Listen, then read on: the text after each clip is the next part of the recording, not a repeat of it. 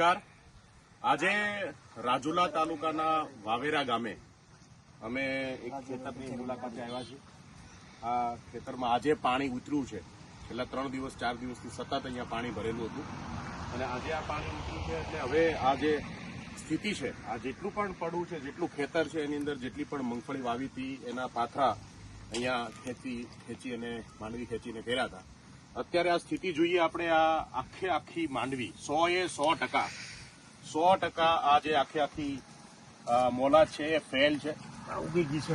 આખી માંડવી જે છે એ ઉગી ગઈ છે। તમામે તમામ આપણે જોઈએ છે કે આ ઘણીવાર એવું હોય કે પાકનું થોડું ઘણું નુકસાની હોય, પણ આપણે જોઈએ કે આ આખી માંડવી એક દાણો અને પાલો, આજે ખેડૂતને માંડવી તો હાથમાં આવી નથી, પણ એમ સમજો કે ઢોરને ખાવા માટેનો પાલો પણ 1 કિલો બચ્યો નથી કે જેથી કરીને કાલે ઢોરને નાખી શકાય।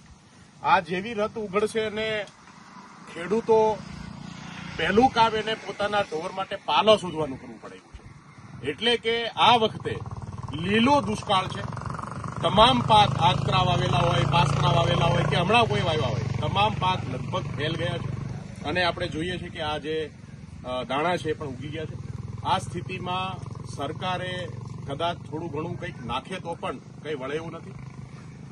પાક વીમા યોજના બંધ કરી દીધી। આજે જો પાક વીમા યોજના ચાલુ હોત તો ખેડૂતોને એના પાકના વીમા કંપનીઓ પાસેથી મેળવવાના થાત અને મળત તો થોડા ઘણા પણ ટેકો થાત।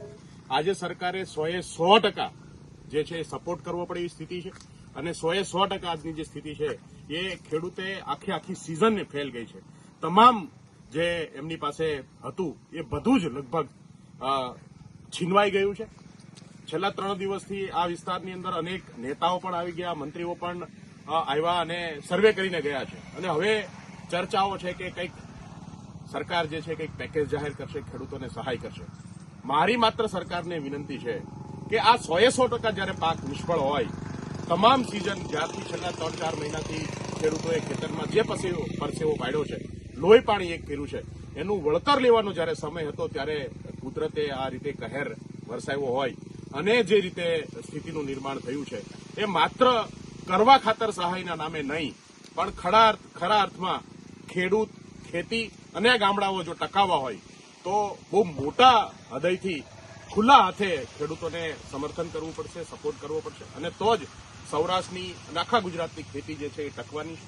અમે વિનંતી કરીએ છીએ કે માત્ર દેખાડા નહીં, માત્ર સર્વે અને સર્વેના બાને આપણે સૌ જાણીએ છીએ કે આખા ગુજરાતનો તમામ પાક નિષ્ફળ ગયો છે, એ વિસ્તાર ચાહે કોઈ પણ હોય, તો એવા સમયમાં ખેડૂતોની માંગ છે કે તમામ ખેડૂતોને સહાય કરવામાં આવે અને માત્ર કહેવા પૂરતી નહીં, સહાય એવી કરવી જોઈએ કે જેથી ખેતી ટકી જાય, ખેડૂતો ટકી જાય।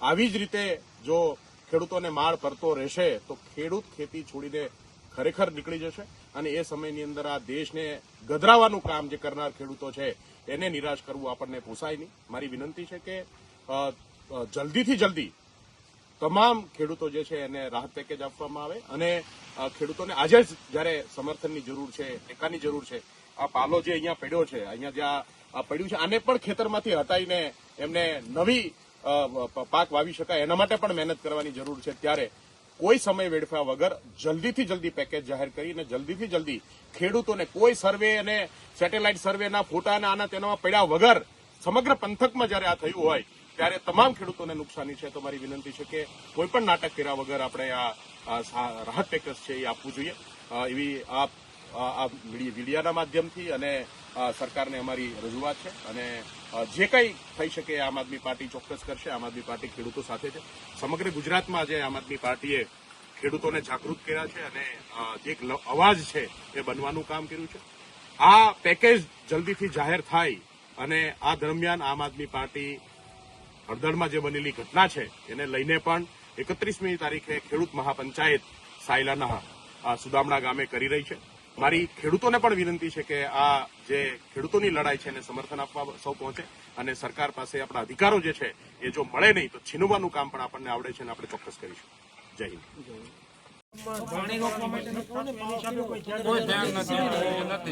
પાણી ન આવે તો ખેતર પાછું વાવેતર કરવા લાયક થાય, હમુનમું કર્યું તો પણ ઈ ખેતર હજી હમુનમું ન થઈ ગયું ત્યાં પાછું પાણી આવે પાવો તોડી નાખ્યો પાછું જે ખેતર ચોમાસે જે પરિસ્થિતિ થઈ હતી એ પાછી પરિસ્થિતિ અત્યારે થઈ છે. એટલે ખેડૂતને અમુક ખેતરો વવાણાય નથી ને વાવ્યા હોય તો પાછા મોલ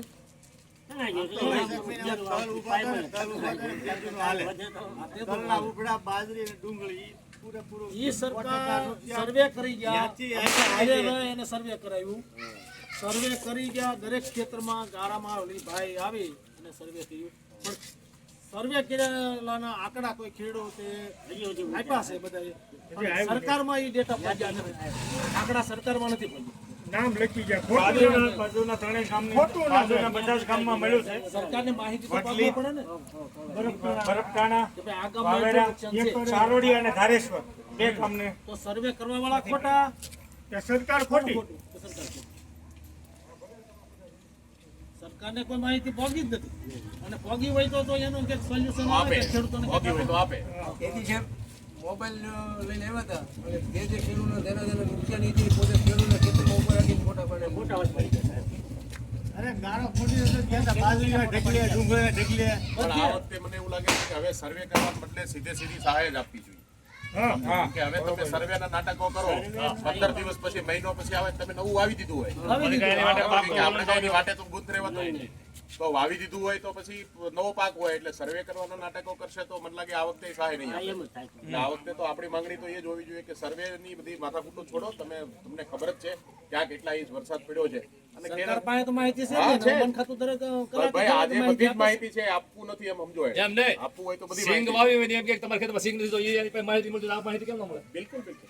અરે ગઈકાલે સ્વયં હવામાન મહેશભાઈ ખાતું- કસવાળા ધારાસભ્ય સાવરકુંડલાના ધારાસભ્ય મહેશભાઈ કસવાળાએ સ્વયં સ્વીકાર્યું કે મેં નજરે મારી નજરે પાથરા તણના દરેક ધારાસભ્યએ સ્વીકાર્યું છે. તો હવે ઈ ભાજપના જોઈ દરેક લીધું છે ધારાસભ્યએ નજરે જોયું છે તો આ સર્વેનું ગતકડું શું કામ? અમુકનો કૂવો હતો ને બુરાઈ ગયા. મારો પોતાનો કૂવો બુરાઈ ગયો. એને ડાયરેક્ટ એ જ કેવું જોઈએ કે ભાઈ હવે સરકારને સીધી સહાય આપવી જોઈએ, રાહત પેકેજ આપવું જોઈએ. હવે સર્વે કરીને પાછા ઢોંગ કરવા. પત્રકાર છે જગદીશ મહેતા. ઈ કહે જ છે ને સરકારને ભલામણ કરે જ છે કે તમે હવે ખેડૂતોને ડાયરેક્ટ ખાતામાં પૈસા બિલકુલ. સર્વે કરવામાં જો કોઈના આ જે નવું સર્વે થયું ને એ સર્વે નંબરમાં બહુ ફેરફાર થઈ ગયો છે. તમારું ખેતર હોય ને બદલી ગયા છે એમાં કૂવો બે વખત બુરાઈ ગયો. આવો, બેહો આ એટલે. વર્ષે બેહો. કૂવો બુરાઈ ગયો, એટલું પાણી આવ્યું અને ખેતરે ધોવાઈ ગયો. ખેતર આખું ધોવાઈ ગયું, લાખ રૂપિયા નાખ્યા વાવેતરમાં અત્યારે લાર છે એવડ્યું. પાછું પાણી આવ્યું, પાછું ઢળી ગયું.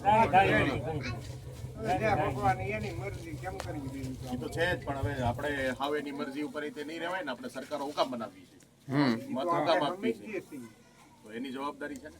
જવાબદારી તો છે. કંપની ને દેવાળું ફૂકે ને તો માફ કરી દે. હા લાખો કરોડો રૂપિયા માફ થઈ હા. તો ખેડૂતને તો જીવડવા પડશે ને નકર ક્યાં જાય? ખાહે કેવી રીતે? હવે એને ખાવું છે હું એ જ દેશને નથી. ગધરાવવાનો તો છે ને. બરાબર. હવે ઈ તો પછી તો આપણે બીજું તો શું? એટલે અમે નીકળ્યા છીએ કેમ કે આ લોકો દર વખતે કેવું કરે છે કે સર્વે કરવાના નામે અને હાલે છે. તમે પૂછો એટલે એમ કે ભાઈ અમે પ્રોસેસ ચાલુ થઈ ગઈ છે. પ્રોસેસ ચાલુ થઈ ગઈ. આજ સુધી ખેડૂતોએ કોઈ દી સહાય જોઈ નથી. તો કીધું આપ ઈ વાડીનો કમળો સર્વે નંબર બદલી ગયો. એને આમાં ભાજપની તાનાશાહી હાલે છે. બિલકુલ આ તાનાશાહી એક ઈ કે એમ જ થવું જોઈએ. બીજું કઈ નથી. તરફી રાજકારણ હા, કા એક તાનાશાહી. બસ બસ બસ સત્તામાં લાંબો સમય બેસી ગયા ને હા, હવે એને એમ લાંબો છે કે આપણને- સમય થઈ ગયો. એને એમ છે કે હવે આપણે કોઈ હવે દેતા ઘરે નથી. નહીં બેહાડીએ. હવે તો ઉઠાવી લેવાનું એક બધું. ઈ તો પબ્લિક હાથી થાય તો ઉઠે નકર થોડા ઉઠે. પબ્લિક હાથી થાય તો ઉઠે ને થોડું કઈ એના બાપનું રાસ છે. અત્યારે એના બાપનું જ છે, અમે તેમ કહી હતી. પછી આપણે દીધું તો ઈ છું ને ઈ. આપણે નો દી તો એવું હોય ને ગામમાં આવે તો meeting પર આપણે રાખી મોટા દે. કર્યા છે અને ઘરે તાનાશાહ છે. બેહાડવાનું કામે આપણું જ છે. આપણે જ મોટા કર્યા છે. ઘરે બેહાડવાનું કામે આપણું જ હા, છે. આપણું કામ છે. પણ આ જે ગુસ્સો છે ને આ જે તમારા અંદર આગ છે ને ઈ જ્યારે બૂથ સુધી પોગે ને તેથી સરકાર બેહે ત્યાં સુધી આ ઘર ભેગા ન થાય. તો પૂરી દે ને ત્યાં સુધી આગ બીજો રહેવી રસ્તો જોઈએ. તો જ્યાં સુધી ભેગા બટન કરે. દબાવો નહીં ત્યાં સુધી આગ રહેવી બીજું જોઈએ. કઈ એની પાસે ઈ જ છે. નહીંતર ઈ પાછા 5 વર્ષ પાછા સડી બેસે. સર્વેનું તો તમે કહો ને એની ઘોડે જ નાટક છે. સર્વે અમે અહીં બેઠા બેઠા સર્વે થઈ જાય તો આ સીમનો સર્વે થઈ જાય ખરું છે. એમ નથી. એટલે ખેતર સરકાર ગવર્મેન્ટ એમ કહે ને સરકાર એમ કહે કે ભાઈ અમને સર્વે આંકડા મળ્યા નથી કારણ નથી હવામાન ખાતું એક કલાકે ને કલાકે એને આપવા પડે કારણ કે એની માથે એટલી તકેદારી હવામાન ખાતાને તરત ભલામણ કરવામાં આવે કે કલાકે કલાકના આંકડા આપવા પડે. તો સરકારની માહિતી મોટી હોય. પણ એમ જો સરકારને ખબર ન હોય તો સરકાર ત્યાં હું પીસા પડાવે. સરકારને સરકાર પાસે બધા સાધનો છે અને બધી ખબર છે ક્યાં કેટલો વરસાદ પડ્યો, ક્યાં કેટલું વાવેતર હતું, કેટલું વાવેતર થાય છે, કયા પાકનું વાવેતર થાય છે, બધું જ છે. નુકસાનીના એને બધી નુકસાનીના આંકડા આવી ગયા. પણ નહીં આપવાના બાનાઓ કાઢે, ધક્કા ખવડાવવા, કાયમ થેલીઓ લઈને ફેર્યા કરવા. આપણે ઘરમાં એક છોકરાને તો આપણે